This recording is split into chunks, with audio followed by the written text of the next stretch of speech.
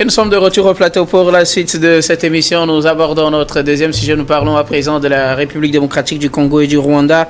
Paul Kagame ne nie plus son soutien au M23. Le président rwandais Paul Kagame, dans une interview accordée à Jeune Afrique, revient sur la situation dans l'est de la République démocratique du Congo et de l'implication, bien sûr, du Rwanda aux côtés du M23. Il a réaffirmé sa sympathie pour ce groupe qui intervient dans l'est de la République démocratique du Congo, estimant que le Rwanda intervient justement dans cette affaire depuis plus d'une trentaine d'années, alors qu'on sait que le sommet conjoint entre l'EAC et la SADC tenu le week-end dernier devrait normalement permettre d'engager les procédures nécessaires pour mettre fin à cette crise dans l'est de la République démocratique du Congo. Aucune pression formelle n'a été mise sur le Rwanda, et le Rwanda aujourd'hui, qui avait toujours nié son implication du côté du M23, aujourd'hui ne le lie plus. Qu'est-ce qui pourra faire qu'est-ce qui pourra contraindre Paul Kagame à faire marche arrière si aujourd'hui, après toutes ces accusations, il assume aujourd'hui sa proximité avec le M23? À quoi doit-on s'attendre? Nous interrogeons avec nos invités. Je commence par vous, Eric Johnson. Paul Kagame, après tous les rapports de la communauté internationale de l'Organisation des Nations Unies, toutes les accusations de la RDC, avait toujours nié sa proximité avec le M23. Qu'est-ce qui a changé pour que d'abord il reconnaisse cette proximité? Et alors, en le reconnaissant, à quoi doit-on s'attendre comme conséquence? Il dit qu'il a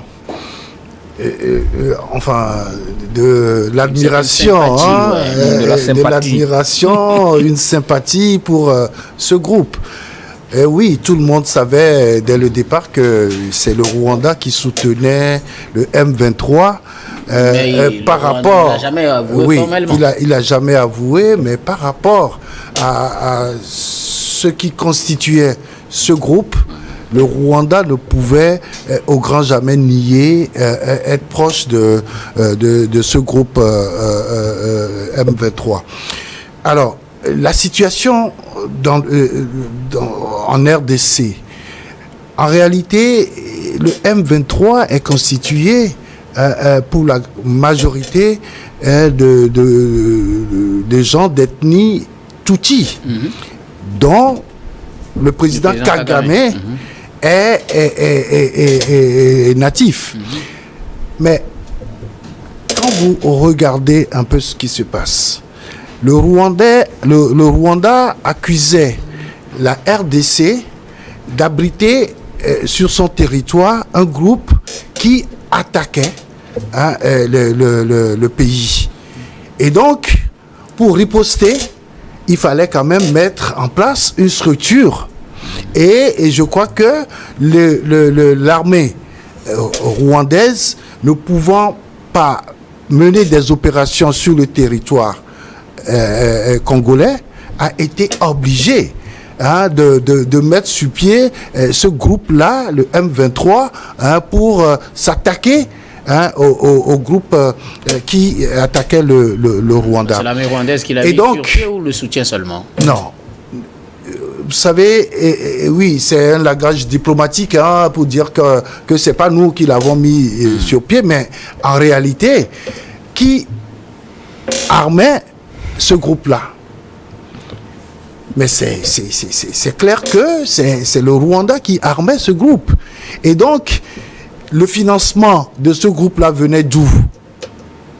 Évidemment, ce groupe-là n'avait pas de ressources financières à part ce que lui envoyait le Rwanda.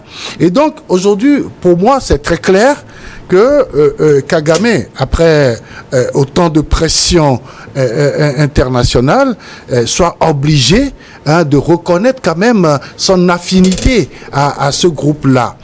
Est-ce un aveu de culpabilité ou plutôt une manière de, comme on le dit, de narguer les gens, leur dire, bien, oui, une manière de narguer les gens. Même si je les soutiens, qu'est-ce que vous allez me faire? Attention, parce qu'il faut faire extrêmement attention, parce que de l'autre côté, il y a le Burundi, qui est un pays à majorité Hutu. Or, le Burundi n'a jamais pardonné la tuerie de son ex-président au Rwanda. Et donc, On y reviendra tout à l'heure. Oui, le génocide rwandais. C'est des prémices de conflits dans la zone. Et donc, narguer les gens en disant ok, je reconnais que je suis proche de ce groupe là, qu'est-ce que vous allez me faire, est très dangereux. Je ne pense pas qu'il soit en train de narguer les gens, mais plutôt de reconnaître quand même qu'il a sa main dans tout ce que fait ce groupe M23. Maintenant, la question qu'on peut se poser, est-ce que désormais il va accepter aller discuter avec la RDC pour qu'on trouve une solution définitive à ce conflit qui décime encore des populations en RDC. Alors, Gabin Adjao, au moment où le groupe M23 aujourd'hui est décrié, critiqué de par le monde entier, Paul Kagame ne nie plus sa proximité avec ce groupe et sa sympathie pour ce groupe, alors qu'il est accusé par plusieurs rapports de soutenir ce groupe qui sème du désordre dans l'est de la République démocratique du Congo, et au moment où on s'attendait à ce qu'il renforce cette position de déni, Paul Kagame l'avoue ouvertement finalement. Vous savez, aujourd'hui, Paul Kagame a dépassé le stade de bourreau. Il est devenu un gros criminel, quelqu'un qui a le sang sur la main, et il assume pleinement. C'est assez difficile de croire que quelqu'un comme Paul Kagame, qui connaît quand même les affres de la souffrance, qui a eu à subir la génocide, qu'il a vécu de plein fouet, qui a eu à vivre des situations très compliquées, et qui sait très bien comment ça fait mal de voir ses proches tués, que ce soit lui qui se comporte comme ça aujourd'hui, en criminel, en soutien. Et comment on peut sympathiser avec des gens qui tuent? Je ne comprends pas. Je ne comprends pas. Peu importe ce que tu es en train de chercher, même si toi tu as ton intérêt dedans, mais ce sont des humains. Les enfants, les femmes là qui sont violées, les jeunes là qui sont tués. Mais quelle est leur responsabilité dans ce qui se passe dans la lutte entre la RDC et puis le Rwanda dans les histoires d'intérêt? Je ne comprends pas Paul Kagame. Sincèrement, c'est triste. Et les rapports des organismes internationaux l'ont souligné à maintes reprises. À un moment donné, il a voulu nier. Mais aujourd'hui, il accepte véritablement son rôle dans le soutien du M23. Et aujourd'hui, on peut dire avec aisance que c'est lui qui fournit les armes, c'est lui qui arme ces gens-là et même fournit parfois des hommes pour les soutenir. Donc à un moment donné, c'est assez difficile pour moi de croire, premièrement, comme Africain, pendant que nous prenons le panafricanisme, voilà quelqu'un qui est une figure de proue de l'Union africaine, quelqu'un qui a eu à participer la dernière fois à la réunion conjointe avec la SADC et le EAC, et qui se dit disponible à discuter avec la RDC et autour de la même table avec le M23 pour amener la paix. Et voilà cette personne-là qui se dit, bon, j'ai une sympathie, j'aime bien le M23, je les adore, ce sont mes amours. Voilà des gens qui sont, voilà quelqu'un qui se dit... On est le 14 février. Hein. Mais ce qu'il est en train de faire aujourd'hui, je me dis que si les Rwandais sont assez intelligents, ils doivent se liguer contre Paul Kagame. Parce que ce qu'il fait aujourd'hui, lui, il va partir. Le Rwanda va rester. Mais le soutien que le Rwanda a aujourd'hui pour perpétrer ce genre d'actes, est-ce que le Rwanda continuera pas à avoir ce soutien? Est-ce que les pays limitrophes vont laisser le Rwanda respirer quand Paul Kagame ne sera pas là? Même si aujourd'hui il est en train de préparer son fils ne sera pas comme lui. Son fils certainement n'aura pas les mêmes idéaux, n'aura pas les mêmes soutiens comme Paul Kagame. Est-ce que vous êtes sûr que les autres pays ne vont pas se révolter contre ce Rwanda-là après? Le Rwanda est un pays minuscule. Peu importe l'armée qu'ils ont aujourd'hui, peu importe les soutiens qu'ils ont aujourd'hui, ils doivent reconnaître que c'est un pays minuscule et ils ne pourront pérenniser leur développement que si la paix règne dans la sous-région. Mais voilà leur président qui a décidé de semer la terreur dans la sous-région. Ce n'est pas que le Congo qui en souffre, c'est tous les pays de la sous-région qui en souffrent.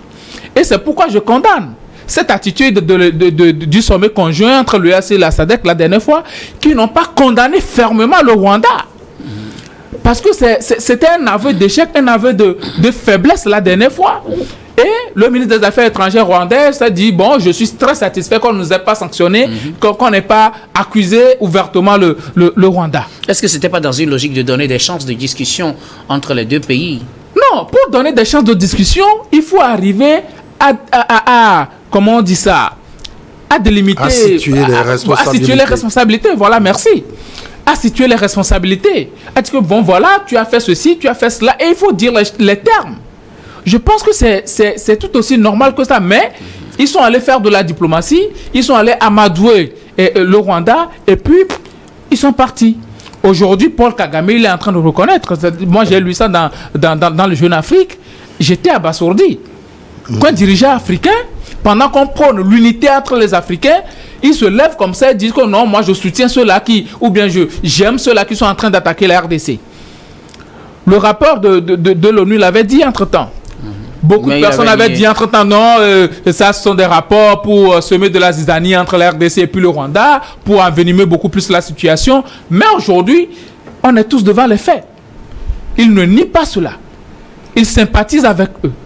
Parce qu'aujourd'hui, la déstabilisation de la RDC lui profite. C'était toute l'Afrique qui était levée vent debout contre cette affaire de génocide au Rwanda. Ouais. Mais le voilà. C'est pourquoi parfois on dit il y a certaines personnes, il ne faut pas les soutenir. Sincèrement. Si on n'avait pas soutenu le Rwanda, je ne suis pas sûr qu'aujourd'hui il pourrait faire ça. Mais on ne pouvait pas laisser aussi le Rwanda. Après les événements de 1994, on ne pouvait pas laisser le pays. On ne pouvait pas les laisser. Normalement, il doit se référer à l'histoire et se dire que est-ce qu'on a vécu? On ne peut pas se permettre de faire ça. Normalement, Paul Kagame, aujourd'hui, doit être le premier défenseur des droits de l'homme. Il doit être le premier homme de la paix. Quelqu'un qui s'attache véritablement à l'idée de paix.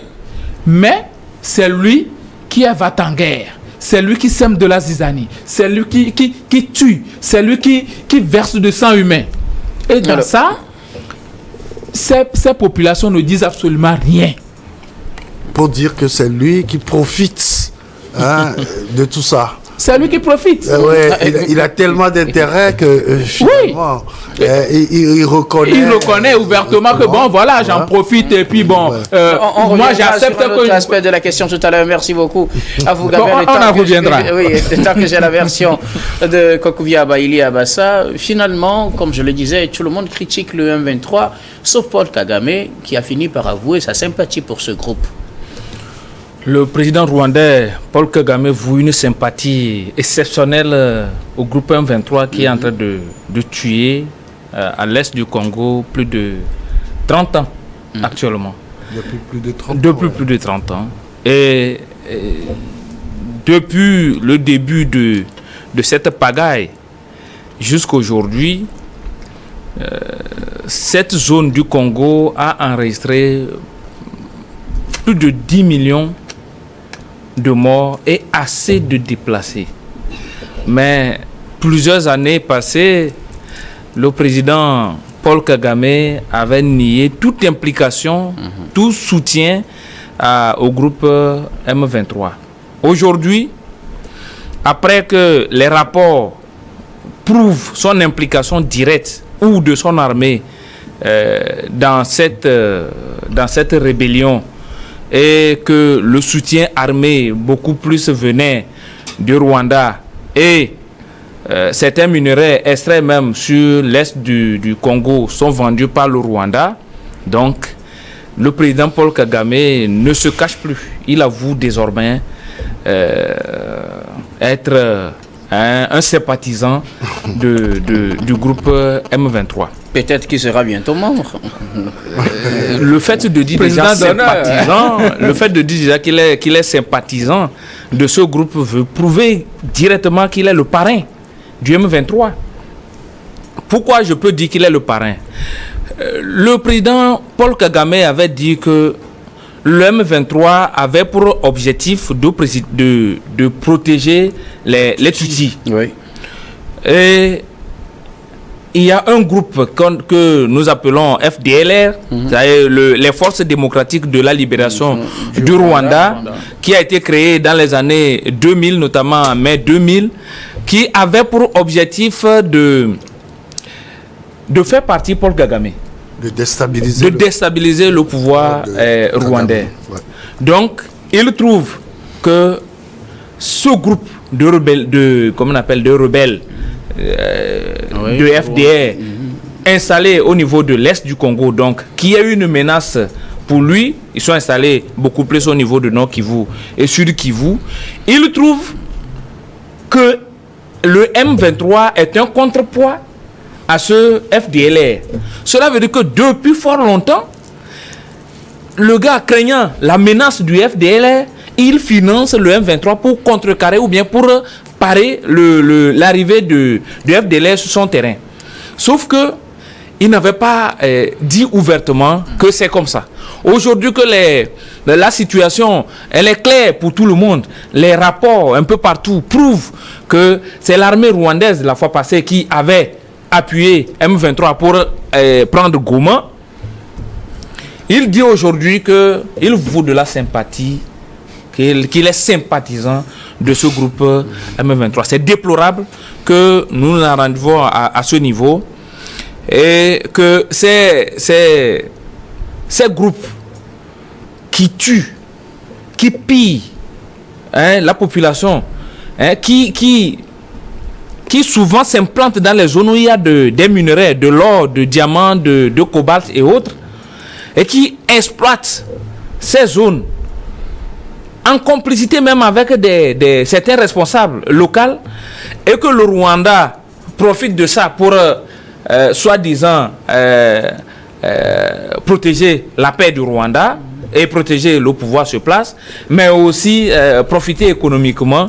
Moi, ça me désole, et comme les prédécesseurs l'ont dit, c'est vraiment très déplorable. Il faudrait que l'Union africaine même se saisisse de ce dossier en bonne et due forme et trouver vraiment une solution durable à cette crise qui a fait plus de 10 millions de morts et qui continue de créer vraiment de la désolation. Surtout que le M23 dit que son objectif principal maintenant c'est d'attaquer Kinshasa. Alors, rapidement, est-ce que cette reconnaissance est un aveu de culpabilité de la part de Paul Kagame selon vous, ou plutôt une manière de narguer la communauté internationale et les deux sous-régions qui se sont réunies le week-end dernier? Mais c'est une façon de dire à tous ceux qui se jettent dans ce dossier que bon, vous ne connaissez pas qui est Paul Kagame. Il se dit, il est en train de narguer tout le monde, narguer la communauté internationale, narguer la RD Congo, et encore prouver que peu importe la situation,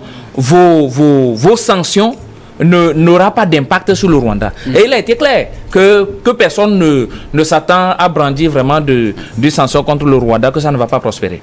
Justement, ce qui va nous amener à l'autre partie de ce sujet, Eric Johnson, les deux communautés SADC et EAC s'étaient réunies vendredi et samedi dernier. On le disait, ces communautés n'ont pas pu réellement prendre de sanctions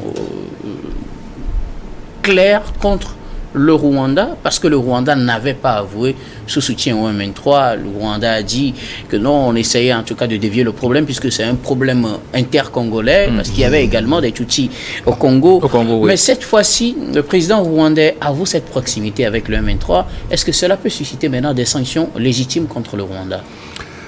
Oui, mais encore qu'il faut faire d'autres démonstrations.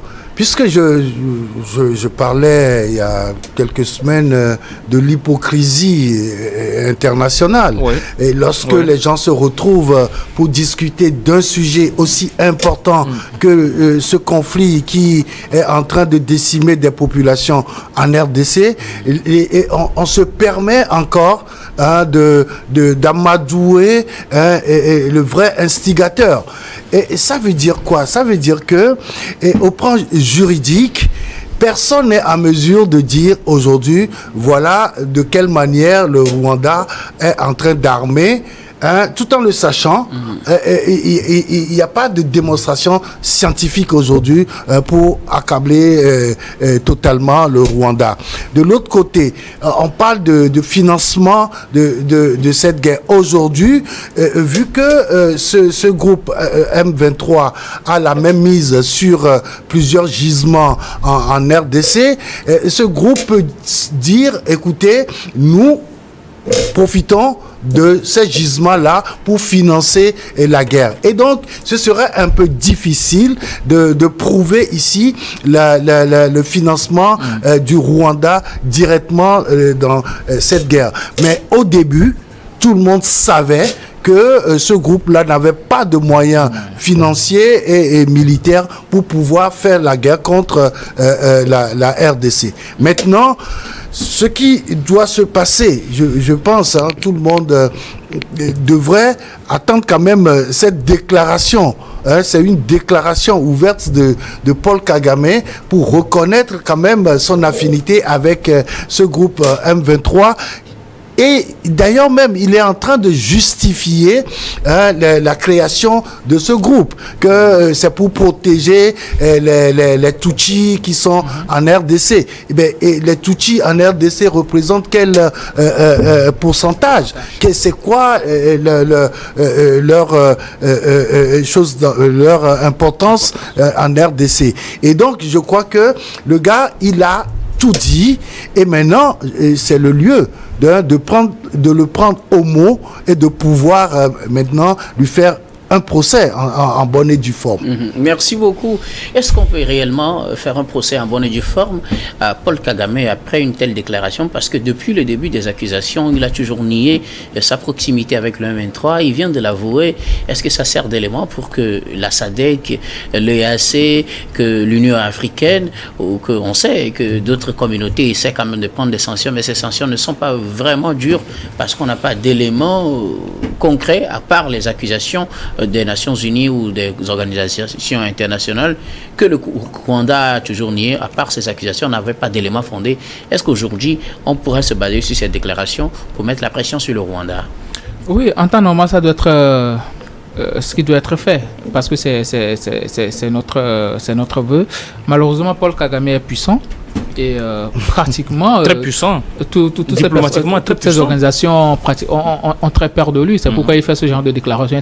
Il sait très bien que personnellement, il n'y a personne qui va le poursuivre, il n'y a personne qui va lui faire du mal. C'est en cela que, vous savez, moi, je tire un peu chapeau à l'Union africaine, parce que l'Union africaine a tout fait pour pouvoir amener la paix en passant par la voie qui constitue son moyen le plus possible, c'est-à-dire la médiation, le dialogue. Et malheureusement, ça n'a pas été le cas. Et Paul Kagame s'est entêté à donner la paix à la RDC aujourd'hui. Il le reconnaît. Malheureusement, on ne peut pas le poursuivre parce que, vu sa force, vu la réaction de certains pays vis-à-vis de Paul Kagame, tout porte à croire que, bon, voilà, quoi. Depuis qu'il fait ce genre de choses, il n'y a personne, il n'y a aucun pays qui a fait des déclarations directement, à part le Burundi et quelques États qui l'ont accusé directement. À part cela, il n'y a aucun autre pays qui a pu faire des déclarations pour dire que non, ce qu'il est en train de faire, voilà, quoi. Et, ou même... il y a l'Afrique du Sud aussi. Bon, oui, l'Afrique du Sud. L'Afrique du Sud. L'Afrique du Sud aussi. Et bon, voilà, quoi. Juste après, il n'y a plus personne. Et malheureusement, c'est la situation à laquelle nous assistons. Et Paul Kagame, lui, il est sûr de ses soutiens, parce que quand il fait ce genre de choses, c'est très bien qu'il a des soutiens. Il a des parrains qui sont derrière lui, et il n'y a personne qui va lui faire quoi que ce soit. Notons que le pape en février 2023, si je ne me trompe pas, avait dit: retirez vos mains de la RDC, ce n'est pas une mine à piller ou bien quelque chose du genre. Donc à un moment donné, ça veut dire que ce n'est pas seulement Paul Kagame qui fait son show, mais aussi il y a des gens qui sont derrière, parce que quand il pille les richesses, quand il exploite les richesses, ce n'est pas lui qui les exploite directement, il les vend à prix d'or à ceux-là qui en ont besoin. Donc lui, il est dans son jeu, il fait ce qu'il veut. malheureusement, les organisations africaines sont tellement faibles. On l'a vu lors du sommet conjoint entre la SADC et puis le EAC. On a vu la fébrilité de ces institutions-là. La médiation angolaise qui a été pilotée par l'Union africaine ne fait pas véritablement le poids. Le Kenya qui a aussi voulu apporter du sien, ça n'a pas véritablement marché. Ça veut dire que Paul Kagame, lui, s'en fout de tout le monde. Je pense que on doit beaucoup plus réfléchir à une contrainte pour essayer de l'obliger à changer de paradigme, parce que actuellement la RDC ne peut rien, sincèrement, disons la vérité, côté armement et tout, la RDC ne peut rien face au Rwanda et au M23. Donc c'est tellement difficile, il va falloir changer de paradigme, mais je ne sais pas comment on va pouvoir procéder, mais vivement que les organisations africaines et même internationales arrivent à les faire asseoir autour d'une table pour qu'un cessez-le-feu soit signé au plus tôt. C'est tout ce que moi j'appelle du très fond de mon cœur. Kokouvia Baili Abassa, occasion pour mettre pression sur Paul Kagame. Oui. Est-ce réaliste d'ailleurs au regard de la configuration et puis du poids du Rwanda sur la scène internationale? Oui, c'est vrai que le président Paul Kagame et son pays, le Rwanda, ils sont vraiment dans une diplomatie agissante à l'international, au point où presque toutes les chancelleries sont ouvertes pour les diplomates rwandais. Donc, prendre des sanctions, ce serait difficile, mais je pense que la voie a commencé par se lever déjà en Europe, où le Parlement européen a voté la fois passée 44 voix contre 4 et, comme on appelle, 48 abstentions pour un test qui demande au Rwanda, comme on appelle, à tous les pays membres de l'Union européenne, de suspendre immédiatement le protocole d'accord Union européenne-Rwanda sur les chaînes de valeur durables des matières premières. Jusqu'à ce je rappelle que ça aussi, ce n'était pas l'unanimité. Oui, c'est vrai, ce n'était pas l'unanimité, mais cette fois-ci, c'est voté quand même à 443 voix contre 4, comme on appelle, 4, il y a 4 contre et il y a 48 voix qui sont abstenues de ce vote. Donc, c'est déjà la majorité qui a voté. C'est déjà bon. Je pense que c'est un début et ces sanctions doivent aller au-delà. On demande à tous ces pays de couper l'aide budgétaire au Rwanda. C'est ces pays membres de l'Union européenne qui doivent couper l'aide budgétaire au Rwanda. Ils doivent aussi couper l'assistance militaire et sécuritaire aux forces armées rwandaises. Donc il y a plusieurs choses. Même la course cyclique sur la route qui était prévue cette année pour sur Kigali. Ça doit être annulé si le Rwanda ne stoppe pas dans l'immédiat son assistance au M23. Est-ce que cette pression va marcher selon vous? Oui, je pense que cette pression, c'est un début, ça va marcher. Et il faudrait que l'Union européenne, même l'Union africaine, même qui est beaucoup plus impliquée, qui est beaucoup plus touchée par ce dossier, soit beaucoup plus dure, beaucoup plus fort beaucoup plus forte dans les exigences, notamment pour empêcher vraiment le Rwanda de continuer toujours par soutenir M23, qui a l'objectif d'atteindre Kinshasa, donc de renverser le pouvoir établi au niveau de la RD Congo. Merci beaucoup à vous tous pour vos contributions. Nous allons marquer la pause pour le journal et on reviendra tout à l'heure pour la suite de cette émission.